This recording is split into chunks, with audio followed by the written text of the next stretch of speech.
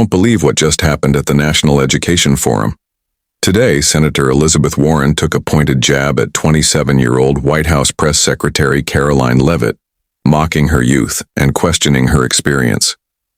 But what followed wasn't just a comeback, it was a masterclass in composure, intelligence, and quiet defiance. The room was stunned. Social media erupted. And once you see what happened, you'll understand why. This forum was meant to be a civil debate on education reform, complete with a live audience, journalists, and cameras capturing every word. Viewers expected policy talk. What they got was a political showdown. Before we dive in, drop a comment telling us where you're watching from, and don't forget to subscribe so you never miss a moment like this again. The convention center's lights blazed, but the air was thick with tension. All eyes were on the stage. Senator Warren stood tall, her voice sharp and practiced. Across from her, Karoline Leavitt stood calm, hands resting gently on the podium, but her gaze, resolute and steady, hinted at an inner fire. The forum was nationally televised, a stage where every sentence could become ammunition. Warren launched into her remarks, championing public education and slamming the Trump administration's support of school choice and funding cuts. We need an equitable education system where every child, no matter their background, has a chance, she declared, earning applause from her base. But then the tone shifted. Warren glanced toward Leavitt, a faint smirk on her lips. "I wonder," she said, her words deliberate, "if a young press secretary, perhaps more used to crafting tweets, can truly grasp the complexities of our education system. Or is she just repeating what she's been told?" Laughter rippled from a group of reporters. The room shifted uncomfortably. Was it a pointed critique or a personal low blow? Leavitt didn't flinch, but inside, memories rushed back. Growing up in New Hampshire, her parents' belief in education as a path to opportunity, earning scholarships, battling doubts, and outpacing expectations. She remembered being dismissed by senior advisors as a young girl out of her depth, and how that only drove her harder. Warren's words hit like a punch, not just for their content but their tone, as if youth was a liability, as if years alone equaled competence. Leavitt scanned the crowd, meeting the eyes of several young people, students, interns, staffers, watching her closely. This wasn't just about her. This was a moment for everyone who'd ever been underestimated. Warren pressed on. "This administration treats education like a media stunt," she said, "as if tweets can replace real policy." Then she turned to Leavitt directly. "I'm not sure Ms. Leavitt has the credentials to stand here and speak on behalf of millions of American children." Gasps, murmurs, pens scribbling. A progressive journalist leaned in. A conservative reporter shook their head. And still, Leavitt didn't move. But a fire was rising within her. She remembered a campaign moment when a 19-year-old volunteer told her, "Karoline, you make me believe we have a voice too." That voice needed to be heard now. The room had changed. The applause from Warren's supporters was hesitant. A few high schoolers in the audience turned toward Leavitt, eyes wide. A White House aide leaned over and whispered, "She's not going to let that slide." They were right. Just as Leavitt prepared to respond, Warren landed one last blow. "Perhaps we should let those with real experience lead this discussion," she said, her tone edged with superiority. This time, the crowd didn't laugh. Silence swept the room. Leavitt didn't blink. She knew this wasn't just a debate. It was a test of dignity, of resilience, and of whether a young woman could stand her ground against a political heavyweight. She remembered the first time she met Donald Trump. "People will try to make you feel small," he told her, "but you've got fire, use it." And so she did. Leavitt stepped forward, adjusted the microphone, and lifted her chin. A Fox News camera zoomed in. A student in the back row clenched their fists in silent support. The entire room held its breath. The storm was coming. The National Education Forum had just been rocked by a pointed attack from Senator Elizabeth Warren. Her remarks weren't just political, they were personal. With a smirk and a jab, Warren mocked Karoline Leavitt's age and implied that her grasp of education policy amounted to nothing more than social media chatter. But Leavitt didn't flinch. Her fingers rested lightly on the edge of the podium. She lifted her chin and locked eyes with the crowd, sensing the weight of the moment. The room grew quiet. The air was electric. She adjusted the microphone. Her voice rang out, clear, sharp, and unwavering. "Senator Warren," she began, her tone calm but charged with force. "I'm not standing here because of my age, or because I know how to write a tweet. I'm here because I've worked relentlessly to make a difference in the lives of America's children." She paused. The words hung in the air. A quiet intensity spread across the auditorium. Her gaze swept the audience and settled on a group of young students in the back row, their eyes wide with anticipation. "If experience means being in the system for decades," she continued, "then maybe we've forgotten what education is really about. Leadership isn't just tenure, it's understanding, adapting, and having the courage to fight for change." A ripple of reaction moved through the crowd. Some of Warren's supporters stiffened, but others, teachers, parents, students, leaned forward, drawn in by Leavitt's quiet authority. Her voice softened, more personal now. "I grew up in a small town where every educational opportunity had to be earned. My parents taught me education was the key to breaking cycles, to building a better life. I fought to get into college, to work in politics, and to stand here today, not for applause, but to ensure every child, in every zip code, has the same shot I did." Scattered applause broke the silence. Then a student stood and clapped loudly, igniting a ripple of cheers that spread like wildfire. Warren, on the opposite side of the stage, clutched her notes. Her expression faltered for just a moment, her eyes flickering with unease. Leavitt pressed forward. "Our administration supports giving parents real choices, public schools, private schools, vocational programs. That's not division. That's fairness.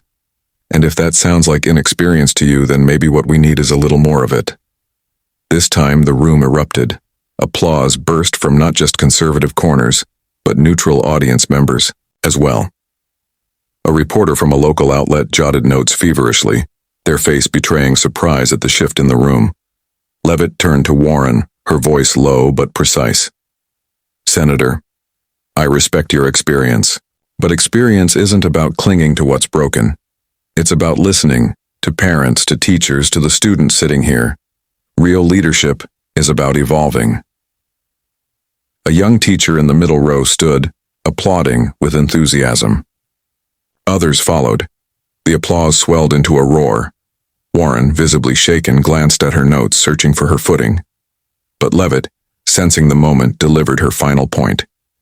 "This isn't about age or background. It's about every child's right to dream and to reach those dreams. If we truly care about education, let's lead with respect, not ridicule." The applause surged, thunderous and sustained. High school students raised their phones, recording the moment. A conservative reporter leaned to a colleague and whispered, "She just reframed the entire debate." Backstage, a White House advisor smiled and typed out a quick message. "Karoline just made history." Warren stood motionless, her gaze scanning a crowd now clearly rallying behind her young opponent. Leavitt stood like a lighthouse in a storm, unshaken, confident, and commanding. But Warren wasn't done yet. A seasoned political force, she stepped forward, composed herself, and addressed the room again, voice low, precise, and tinged with challenge. "Ms. Leavitt," she said, "I admire your confidence, but education isn't about sound bites. Your administration is cutting funding to public schools and forcing millions toward systems they can't access. What do you say to parents, terrified for their children's futures?" Her words were sharp, intended to drag the debate back into policy where she believed she held the upper hand. The room buzzed again. Supporters of Warren nodded. A reporter from a progressive outlet lifted their recorder. Teachers whispered, wondering, can the young press secretary really hold her ground? Leavitt didn't hesitate. She met Warren's gaze squarely, her voice steady. "Senator, I understand those parents, because I was that child. I come from a family where every dollar for tuition was counted, where every opportunity felt like a miracle. So when I fight for educational choice, it's not theory, it's personal. The room stilled once more. Karoline Leavitt had not just answered the challenge, she had reclaimed the narrative. Her voice was warm but unwavering. Our administration isn't cutting educational opportunities, Leavitt declared, her gaze steady.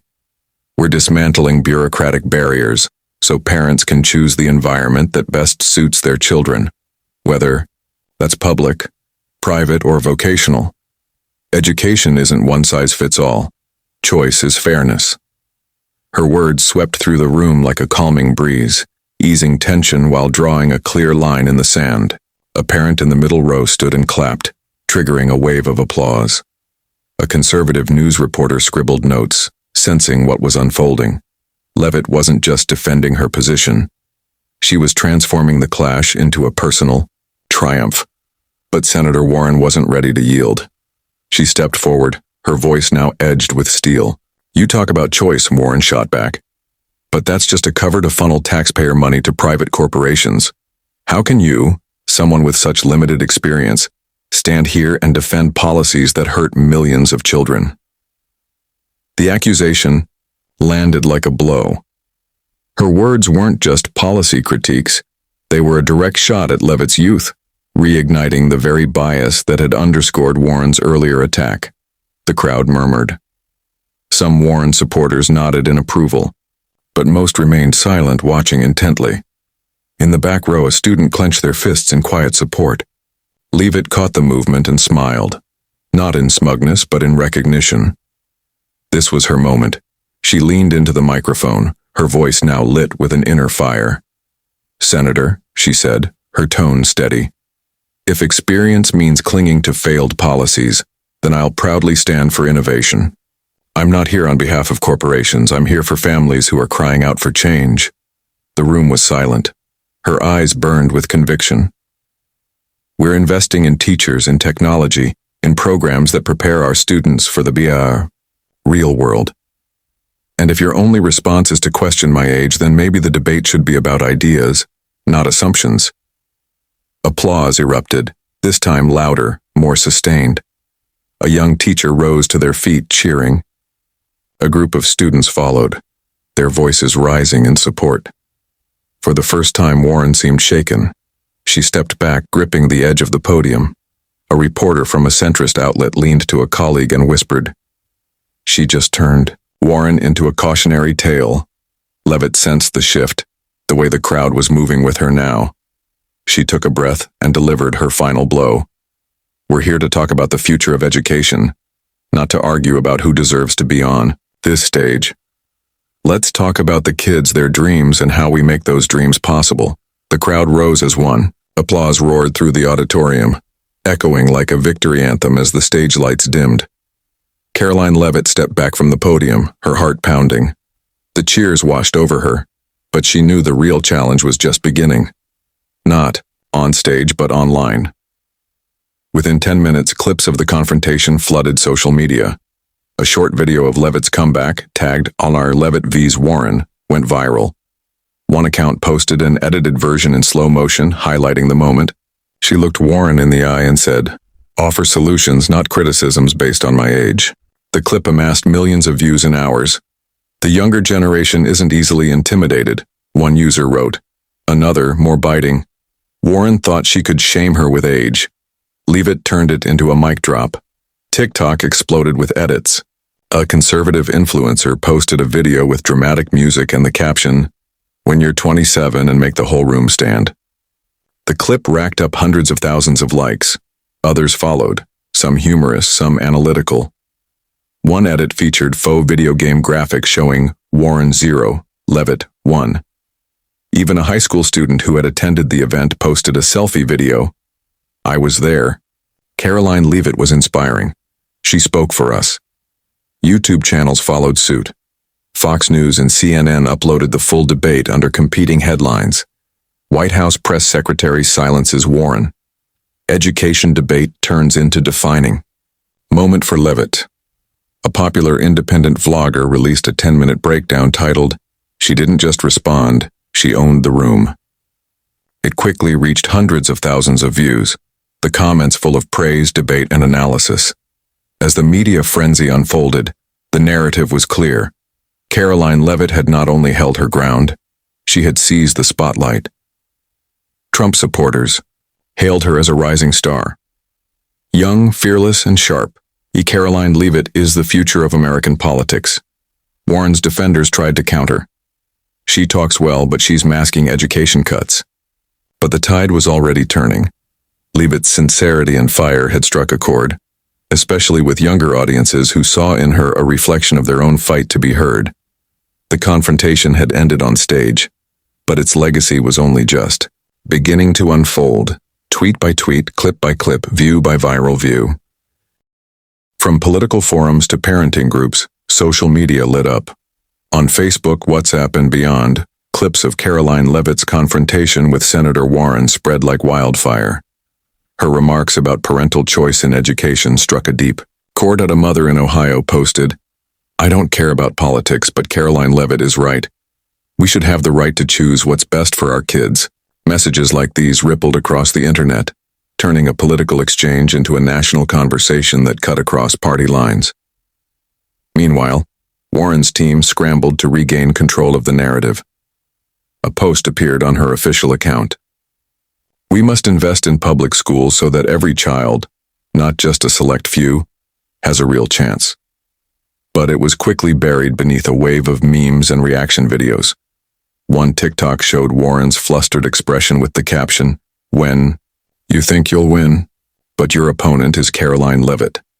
Another viral clip edited with dramatic music declared, "Warren, 0, Leavitt." Backstage, Leavitt's phone buzzed nonstop. A longtime White House advisor texted, "You made us proud. This moment will be remembered." Soon after, a post from President Trump's account appeared like a thunderclap. "Karoline Leavitt is a star. Warren should learn to debate without personal attacks. America first." It was shared tens of thousands of times within minutes, instantly, cementing Leavitt's place as a rising force within the administration. Not all responses were celebratory. Some progressive commentators admitted Leavitt had performed well, but accused her of defending harmful Trump-era policies. One left-leaning outlet ran the headline, "Leavitt won the moment, but what about the policies?"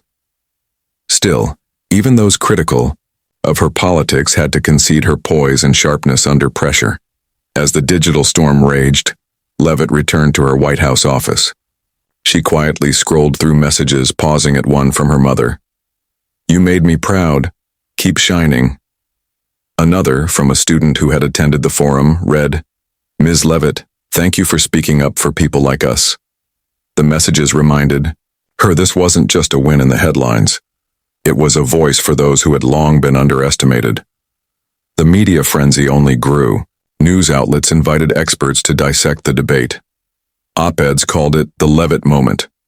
One prominent journalist wrote, "Karoline Leavitt didn't just respond. She redefined what it means to be a young leader in today's politics." Backstage. At the convention center, the air still buzzed with adrenaline. Leavitt stepped into a private room where White House advisors were glued to their phones. A veteran strategist who had worked on Trump's campaign took her hand, eyes gleaming. "Karoline, you turned an attack into a victory.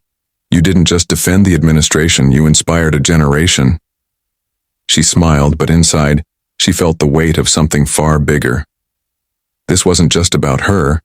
It was about what she represented. Elsewhere, in the building, Warren's team huddled in damage control mode. Though outwardly composed, Warren's expression was tight. One aide whispered urgently while scrolling through hashtags like Alder Leavitt ABV's Warren dominating the feed. "We need a stronger response." Warren nodded slowly, murmuring, "I didn't expect her to come back like that." Her account posted a follow-up message. "Every child deserves access to a strong public education. That's what I'll keep fighting for." But the post barely registered amid the flood of content praising Leavitt. Inside the White House, the response was electric. A senior aide messaged her simply, "You just made history. The president is thrilled. Then came the next wave, a second post from Trump's account. Karoline Leavitt is a true warrior. Warren tried to take her down, but she proved youth and truth always win. Make America great.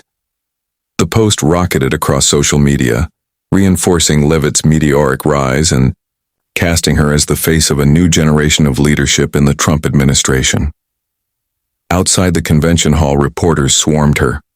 A local journalist asked, "How did it feel to stand up to someone like Senator Warren?" Leavitt, composed as ever, replied, "I'm not here for personal confrontations. I'm here to fight for what's best for America's kids. If that means facing criticism, so be it." Her response, clear, confident, grounded, was quickly aired across evening news broadcasts. A conservative analyst remarked, "She didn't just survive the confrontation, she transformed it. She's reshaping what young leadership looks like." Even progressive commentators acknowledged her skill. One said, "Leavitt may have won the media moment, but we still need to talk about the policies she defends." Online, the debate ignited. Parent groups, educators, and political followers all weighed in. Some praised her courage, others warned against being swayed by style over substance. Meanwhile, whispers of doubt began to circle among Warren's Democratic allies. While they publicly backed her, private conversations revealed regret. "She shouldn't have gone after Leavitt's age," one senator admitted during an interview. In trying to discredit a young voice, Warren had inadvertently amplified it, and Karoline Leavitt had made sure the world was listening. A commentator summed it up best. "Elizabeth is a great fighter, but this time, she picked the wrong target." Though the criticism was measured, it struck a nerve. Warren's team quickly pivoted, shifting the narrative from confrontation to her legacy on education reform. The focus now, policies, not personalities. Back in her White House office, Karoline Leavitt scrolled quietly through a flood of online reactions. While her name trended across platforms, she remained grounded. A message from a colleague popped up. "You just set a new standard for a press secretary." She smiled and typed a brief reply. "Just doing my job." But beneath the modest words, she knew something had shifted. The public no longer saw her as just a young face in politics. They saw a leader. The spotlight from the convention center had faded, but the ripples of what was now dubbed the Leavitt moment continued to spread. What began as a heated exchange with Senator Elizabeth Warren had become much more, a symbol of grace under fire, and the dignity of answering criticism with purpose rather than offense. Across the country, people reacted. In Texas, a group of teachers showed clips of Leavitt's remarks in a civics class, sparking a conversation with students about finding your voice, even when doubted. A parent in Michigan wrote a heartfelt post. "Leavitt reminded me that education isn't just about policy, it's about empowering families." These stories formed a ripple effect, transforming a political clash into a movement of renewed hope and engagement. Meanwhile, Warren, still a formidable voice in the Democratic Party, faced quiet rumblings within her circle. Allies publicly defended her, but behind closed doors, some questioned the wisdom of targeting Leavitt so directly. "She let emotion override strategy," one insider remarked. A respected political columnist wrote, "Warren is a warrior for education, but this time, she chose the wrong battlefield." Though it didn't tarnish her long-standing reputation, the moment served as a reminder that in politics, dignity often resonates more deeply than sharp attacks. Leavitt, in her quiet reflection, understood this better than anyone. She wasn't just representing the Trump administration, she was carrying the voice of a generation often underestimated. Her journey from facing skeptical glances early in her career to standing confidently under the national spotlight had come full circle. This wasn't merely a win, it was proof that leadership doesn't mean shouting louder. It means speaking truthfully, calmly, and with conviction. As the sun set outside her office window, she sat alone with a cold cup of coffee. Her phone buzzed again, a message from a student. "You gave me the courage to speak up," she smiled. Not because of the praise, but because it confirmed what she had come to believe. This was never just about politics. It was about possibility. She stood, her eyes focused, her step steady. "I'm here to make a difference," she whispered to herself. Not to chase the spotlight. Every move forward now carried greater purpose. On behalf of the children, the families, and all those quietly told they couldn't. The bigger picture.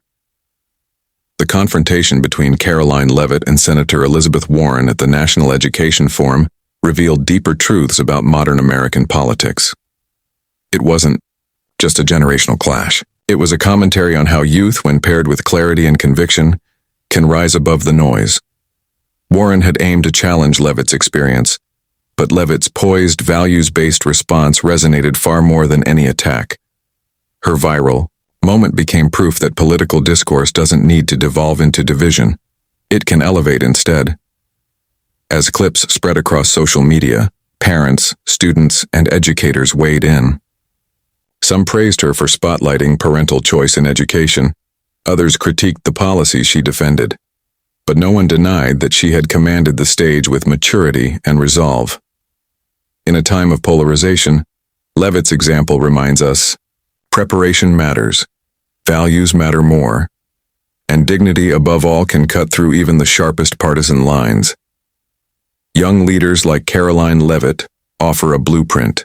Respond to criticism with ideas, not insults. Choose to uplift rather than tear down. Let your story be shared not to seek fame but to ignite change.